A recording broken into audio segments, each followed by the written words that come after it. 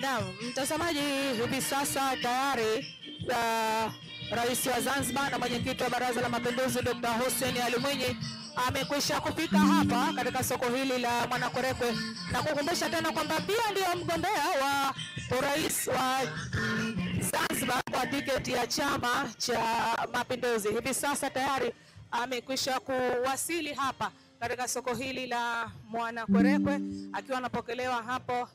akiwa anapokelewa hapo na bendera hizo nyingi kama ambavyo unavyoziona hapo, zilikuwa zimepambwa kwa picha yake, lakini zilikuwa zimeandikwa chagua CCM na Dr. Hussein Ali Mwinyi, uongozi ambao unaoacha alama. Hivi sasa Mheshimiwa Rais anaingia ndani ya hili soko kwa ajili sasa kuweza kuendelea na utaratibu mwingine ambao ulioweza kupangwa na kuzungumza na wafanyabiashara pamoja na wananchi ndani ya soko hili la Mwanakwerekwe.